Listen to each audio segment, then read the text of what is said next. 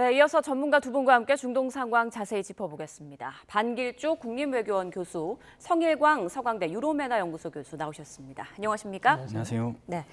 자, 미국과 이란이 한쪽짜리 MOU 합의 마련을 준비하고 있다고 알려진 지 하루 만에 상황이 반전된 모양새입니다. 지금 호르무즈 해협 쪽에서 미군과 이란군 사이 교전이 발생한 것으로 알려졌는데 하루 만에 또 상황이 바뀌었어요. 지금 상황 좀 어디까지 파악하고 계십니까? 일단 어젯밤까지 사실 이란 측에서 답변을 주기로 했었는데 답변이 없었고요. 하루를 연기를 했습니다. 그러니까 오늘까지 또 이란 측에서 최종 답변을 줄 텐데 뭐 이유는 인편으로 계속해서 모스타바한테 답변을 받아야 되는, 그러니까 뭐 전자기기를 사용하기 어려운 그런 상황이 있는 걸로 그렇게 알고 있습니다. 그래서 계속해서 답변이 늦어지고 있다. 그런데 지금 호르무즈 해협에서 또 미국과 이란 간의 어떤 교전이 일어났기 때문에 일단 상황은 안 좋아졌지만 어쨌든 휴전은 계속 유지된다고 했기 때문에 어쨌든 휴전은 유지될 것 같고요. 왜냐하면 트럼프 대통령이 또 시진핑 주석과 정상회담이 있기 때문에 그 기간 동안에는 어쨌든 계속해서 양측 간에는 어떤 격렬한 교전 같은 것은 없을 것이다, 이렇게 예상이 됩니다. 네, 트럼프 대통령은 휴전을 유지하고 있다라고 밝혔지만 이란 측에서는 휴전 위반이다라고 지금 반발하고 있는 상황이고, 누가 먼저 공격했는지를 놓고도 좀 의견이 갈리는 것 같습니다. 이란 국영방송에서는 미국이 이란 유조선을 공격했다라고 하고 있고, 조금 전 트럼프 대통령은 SNS를 통해서 미 구축함 3척이 공격을 받아서 격추를 했다라고 주장했거든요. 어느 쪽 말이 맞을까요? 그 입장차가 뭐 있는 부분이 있는데 이제 이 작전 자체, 즉 프리덤 자체를 놓고 보면 시작은 이제 미국이 한 거잖아요. 그 와중에 전술적인 수준에서의 교전이 있었어요. 그 수준을 지금 뭐 캐슘섬 일대 이제 공격한 거랑 이어서 얘기를 하면 이란 측에서 얘기하는 시작은 미국이 이란 선박을 공격을 한 것이고 이것에 대한 대응으로 호르무즈 해협 개방 작전에 그 위치하고 있었던 미 함정을 대상으로 해서 공습을 한 것이고, 근데 미군은 이곳을 자위권 차원에서 공격을 한 것이다. 여기에서는 이제 뭐 해군 기지 포함해서 이란군 기지 중심으로 공격을 한 것이다, 이 얘기죠. 그래서 전후 관계가 뭐 작전 시작은 미국이고 전술적인 측면에서의 또 뭐 공격은 이란, 이런 게 뒤섞인 게 있기 때문에 어느 한쪽의 뭐 시작이다라고 이제 책임을 짓는 것은 명확한 해석이 아닌 것 같고요. 다만 이 과정에서 두 가지를 좀 살펴볼 지점이 있는 것 같습니다. 이렇게 이제 상대방에게 자꾸 이야기를 이렇게 책임을 전가하려고 하는 것은 어쨌거나 지금의 협상 국면은 이어가겠다라는 의지를 좀 담은 게 분명히 있습니다. 그게 이제 상대방의 책임이지, 일방에서는 휴전을 유지하려고 했는데 상대방의 책임이다. 그런 이 이제 균형을 이루면서 사실은 휴전 의지가 명확하게 보이는 부분이 있고요. 그리고 프로젝트 프리덤의 중단 배경을 놓고 보면 이게 이 중단한 것을 바로 재개하는 것도 쉽지 않은 게 환경이 맞는 것 같아요. 첫 번째는 뭐냐면 세 가지로 이제 그 중단 배경을 분석해 볼 수가 있겠는데, 첫 번째는 협상 여지가 분석을 한 것이죠. 거기에서 보면 과거에 이제 봉쇄 해제하고 그다음에 핵 문제 해결을 같이 놓고 이렇게談판을 벌이는 이것들이 상당한 간극이 있었는데 어쨌거나 지금 여지가 좀 생겼어요. 예를 대표적인 여지가 20년이냐, 미국 측에서도 20년 고수한다고 했는데 뭐 12년, 15년 얘기도 나오고 어쨌거나 그 여지가 있는 부분, 그리고 이란 입장에서는 지금 미국의 역봉쇄로 인해서 저항 경제가 무너질 수 있다는 위기감, 이런 것들이 있어서 어쨌거나 협상 여지가 부상한 게 첫 번째고, 두 번째는 사우디를 포함해서 걸프국이 반발한 것이죠. 이 작전을 했을 때 사실은 걸프국이 반발할 가능성에 대해서는 추정을 하고 있던 부분이에요. 근데 이번에 뭐 이야기 나오는 거 보니까 그 반발이 생각보다 거셌던 것 같아요. 그러면 이걸 다시 재개하는 과정에서 분명히 반발이 있을 것이고, 그러면은 함부로 미국의 단독 결정에 의해서 재개하기도 어려운 게 환경이에요. 그리고 마지막으로는 이 호르무즈 해협을 지속 통제해야지 프로젝트 프리덤을 사실은 작전적으로 효과를 거둘 수가 있는데 지속 통제하는 게 어렵다는 것이죠. 뭐냐면 항행의 자유작전을 하려면 호르무즈 해협을 지속적으로 통과하면서 24시간 내내 장악을 해야 됩니다. 그러면 그 장악하는 과정에서 똑같이 이란의 드론, 지대함 유도탄, 기뢰에 의한 또 공격 가능성이 있기 때문에 지속 장악하기가 어렵잖아요. 그러니까 지속 장악하는 게 쉽지 않은 것이라는 것을 이번 작전을 통해서 확인할 측면도 있을 거예요. 그럼 이것을 다 고려한다고 하면 프로젝트 프리덤 자체가 다시 재개되는 게 쉬운 선택은 아니다. 이런 것까지 다 고려하면 어쨌거나 휴전 유지, 그다음에 협상 동력을 살리는 의지는 높아지고 있는 것은 맞는 방향이다 이렇게 봐야겠습니다. 네, 그런데 그 프로젝트 프리덤을 이번 주 안에 재개할 수 있다라는 관측이 여기저기에서 나오는 것 같더라고요.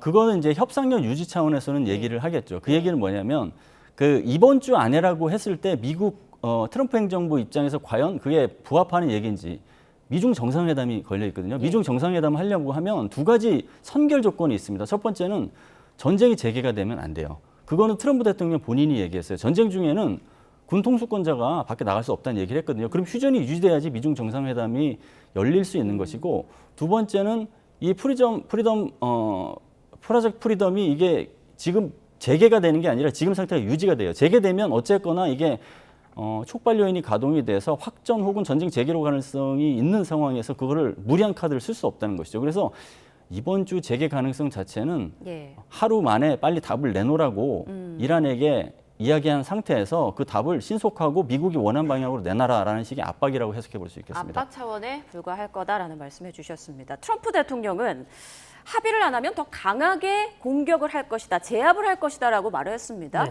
호르무즈 해협 주변에서 또다시 교전이 이어질 가능성도 있어 보이는데요. 그렇죠. 지금은 일단 정상회담이 가장 중요하기 때문에 정상회담 기간 전이나 기간 중에는 무력 충돌이 발생할 가능성은 낮습니다.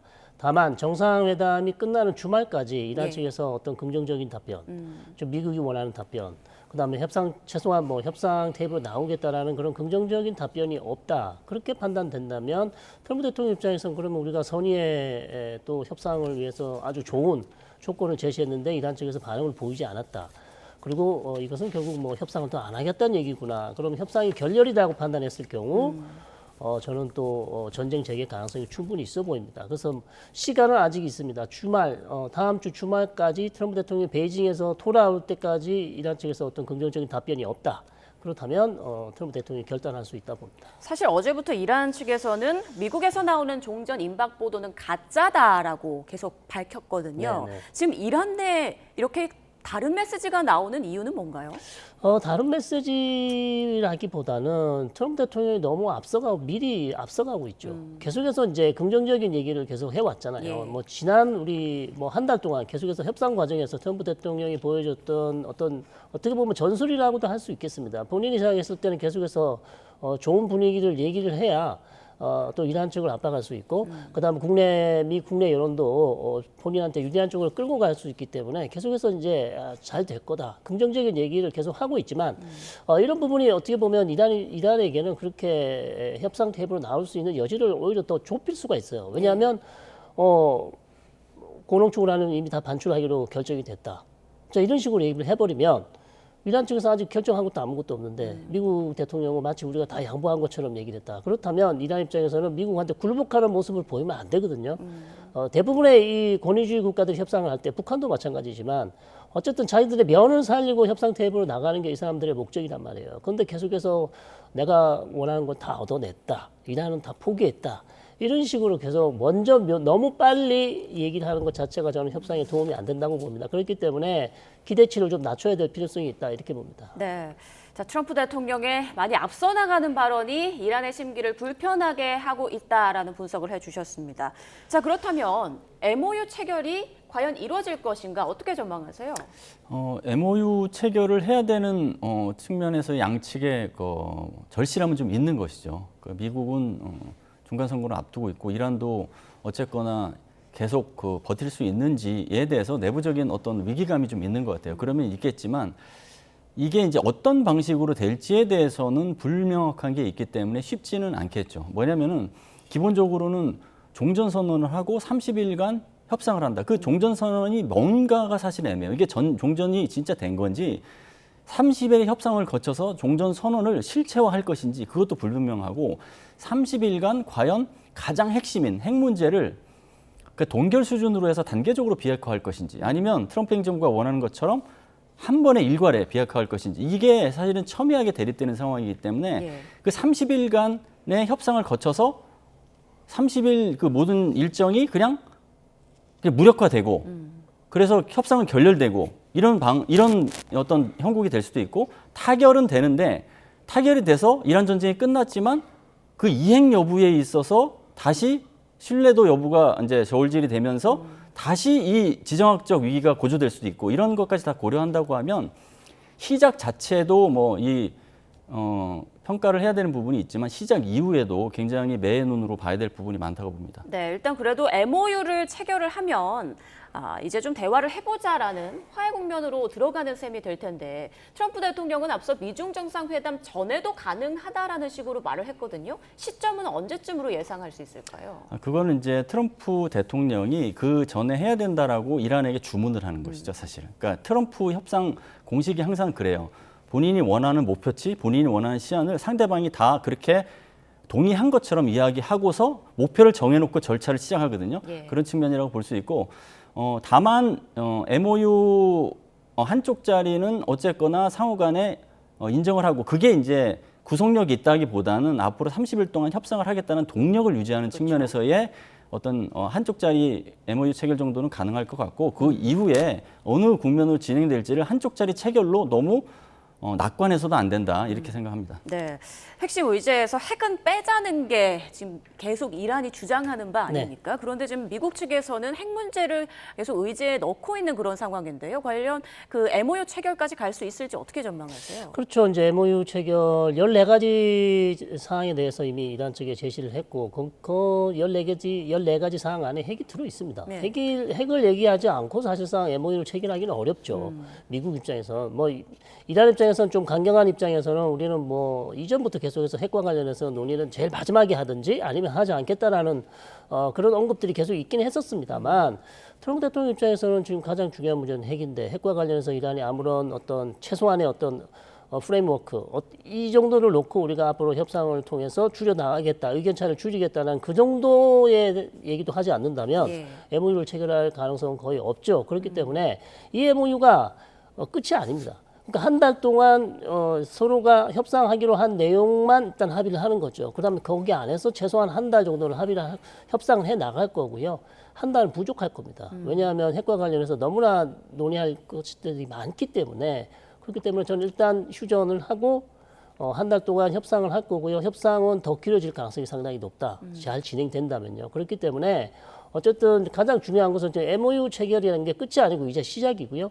양측 간의 협상을 통해서 지금 어려운 핵 문제를 풀겠다는 것이기 때문에 체결만 된다면 어떤 휴전은 유지될 것이고 협상이 잘 된다면 이게 한 달 더 갈 수도 있는 그러면 사실상 뭐 전쟁은 더 이상 이제 안 하게 되는 그런 상황까지 갈 수 있는 거죠. 이게 물론 낙관적인 전망입니다. 예. 그 중간에 또 뭐 다른 걸림돌이 있을 수 있겠지만 상황은 지금 그런 상황이다 이렇게 말씀드릴 수 있습니다. 네, 그럼 지금의 호르무즈 해협에서의 이런 교전 상황은 그렇게 길게 가지는 않을까요? 어떻게 예상하십니까? 자, 지금의 호르무즈의 교전 상황은 결국 이란이 어떤 답변을 내놓느냐. 그러니까 이란이 좀 긍정적인 답변을 내놔서 MOU를 받아들이고 그렇다면 우리가 언제부터 이제 한 달 동안 협상을 하겠다. 그렇게 일단 얘기가 된다면 휴전 상황은 계속 유지될 텐데요. 만약에 말씀드린 것처럼 이란 측에서 지금 다음 주 주말까지 아무런 답변을 내놓지 않는다거나 하면 뭐 24시간 안에 답변을 준다고 했으니까 오늘까지라도 답변을 주는데 거기에 대해서 긍정적인 답변이 나오지 않는다. 자, 그렇다면 상황은 완전히 급변하게 되겠죠. 사실상 결렬로 갈 수 있기 때문에 트럼프 대통령 입장에선 미중 정상회담을 앞두고 또다시 시간을 더 줘야 될지 예. 아니면 가기 전에 또 아주 중요한 결단을 해야 될지 중요한 시간이 남아 있습니다. 지금. 트럼프 대통령은 이란을 향해서 계속 압박하고 있지만 이란 측 호락호락하지 않습니다. 미 정보 당국에서는 이란이 미국의 해상 봉쇄를 최소 3개월에서 4개월 정도 더 버틸 수 있다라고 판단하고 있다는 소식이 나왔는데 앞서 뭐 트럼프 대통령은 지금 이란이 코너에 몰렸다, 이란군은 전멸 수준이다 이렇게 얘기했는데 사실과는 좀 또 다른 내용이었던 것 같아요. 그렇죠. 이제 트럼프 대통령부터 나서서 사실은 이란하고 협상을 성공시키기 위해서 심리전을 펼치기 위해서 이란이 싸울 능력이 없다고 계속 얘기하는 것이죠. 네. 그러니까 이러한 심리전과 사실 실질 평가는 좀 구분해야 될 필요가 있습니다. 실질 평가는 CIA에서 한 것처럼 상당 부분 저항 군사력을 구축하고 있다. 그러면은 그 구축하고 있기 때문에 협상이 제대로 안 될 경우에 어떤 식으로 대응해야 되는지는 선택지가 나오잖아요. 실질 평가 없이는 그런 선택지가 나올 수가 없기 때문에 심리전하고 실질 평가를 구분하는 것을 통해서 다양한 어떤 대응을 모색하고 있다 이렇게 평가하는 게 맞는 것 같습니다. 예.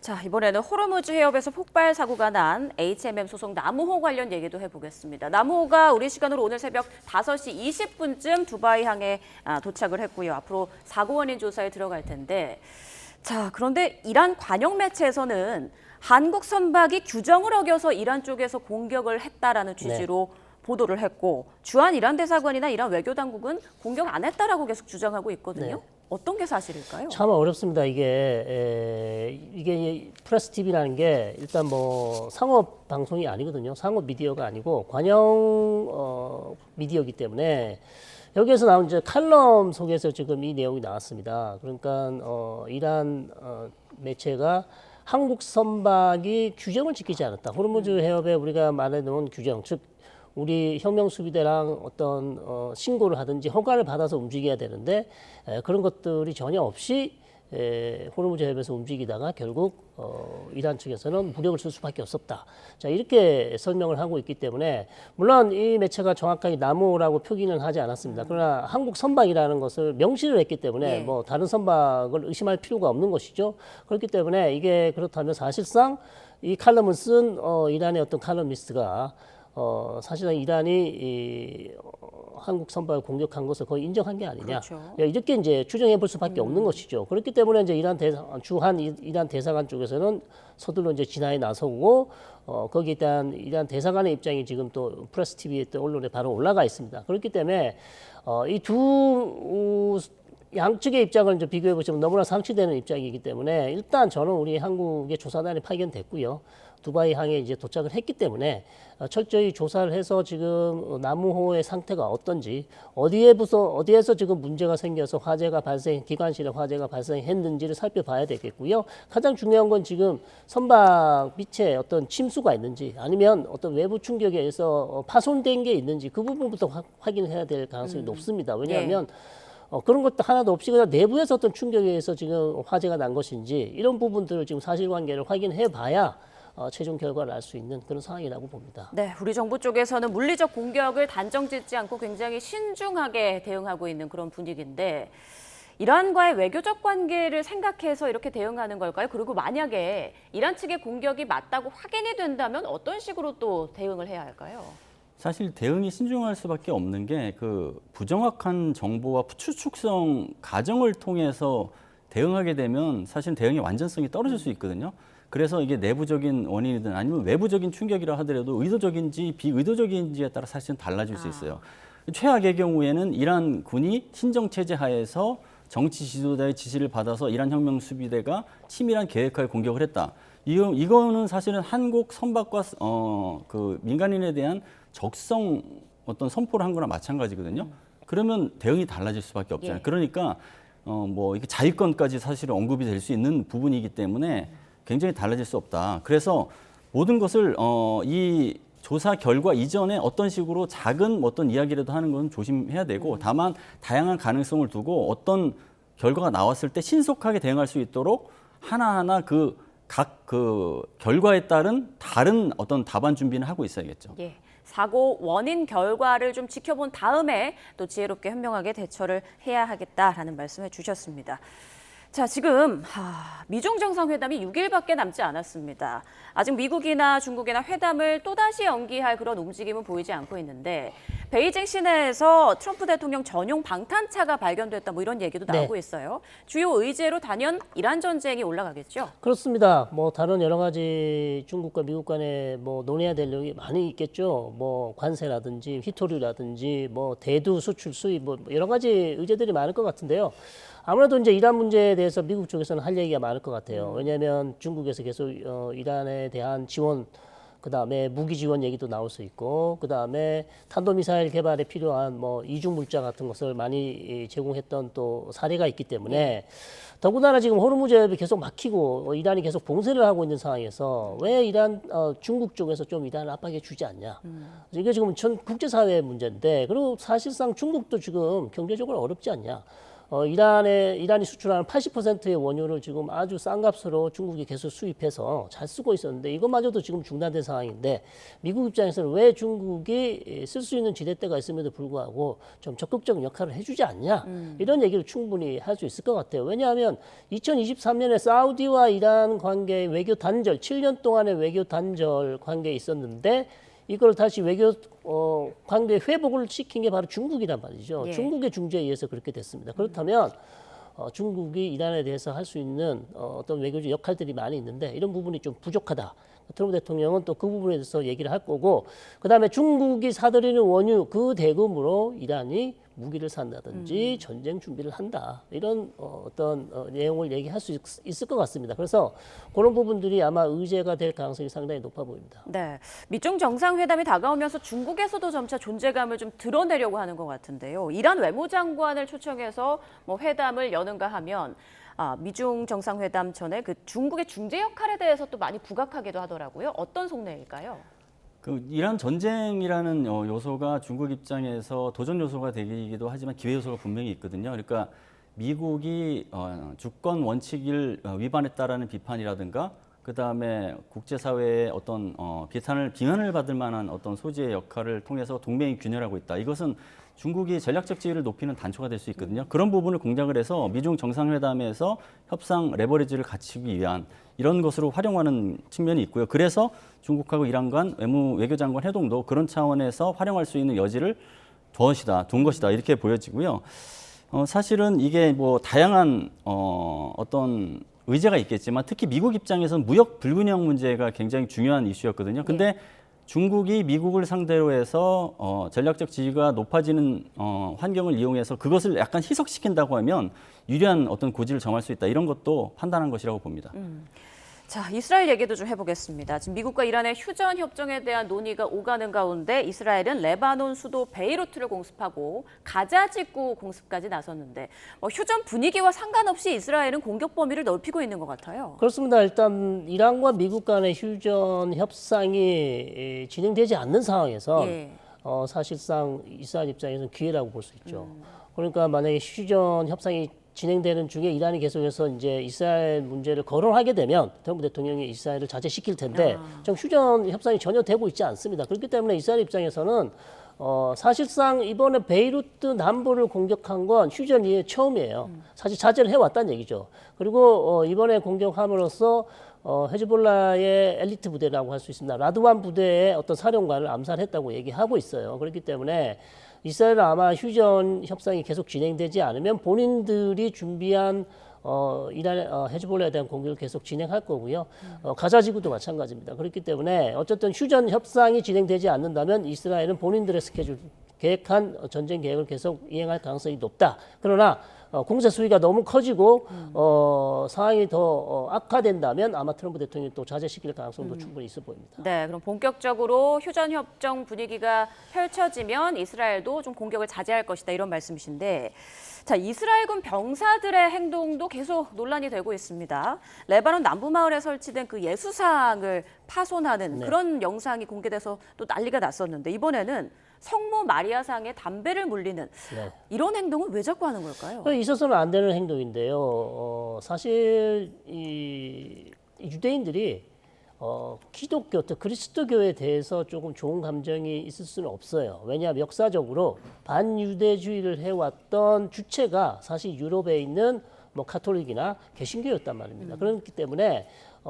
일반 유대인들, 즉 기독교에 대해서 잘 모르는 유대인들은 즉 성모 마리아나 특히 예수님, 예수에 대해서도 잘 몰라요. 왜냐하면 구약만 믿기 때문에 이 사람들은 신약을 믿지를 않아요. 그렇기 때문에 그냥 예수라는 사람은 그냥 유대인 예수라고 알고 있죠. 예수가 무슨 하나님의 아들이나 뭐 구세주다 이런 거 잘 모릅니다. 그렇기 때문에 좀 그 부분에 대해서 모르는 지금 몰지각한 이스라엘의 병사들이 저런 행동을 하고 있는데요. 어쨌거나 이스라엘 군 입장에서 상당히 지금 곤혹스럽죠. 계속해서 지금 기독교를 모독하는 저런 행위를 하고 있기 때문에 이스라엘 내부에서도 아마 저 병사들에 대한 어떤 조치가 취해질 것으로 그렇게 보입니다. 네, 그런가 하면 트럼프 대통령이 잇따라 교황과 갈등을 빚는 상황에서 마코 루비오 미 국무장관이 교황을 만났습니다.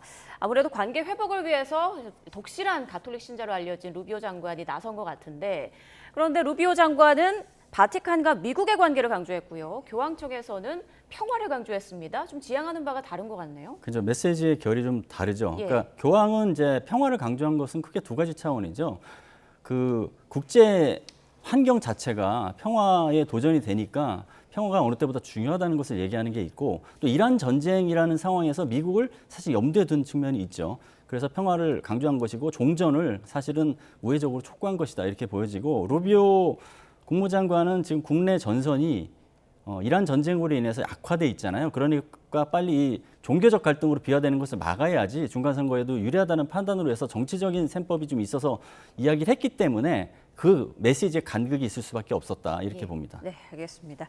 자, 지금 교전도 벌어지고 있고 협상 이야기도 계속 나오고 있는데요. 앞으로의 상황 계속 두고 보도록 하겠습니다. 지금까지 반길주 국립외교원 교수, 성일광 서강대 유로메나 연구소 교수와 함께 중동 사태 짚어봤습니다. 고맙습니다. 감사합니다.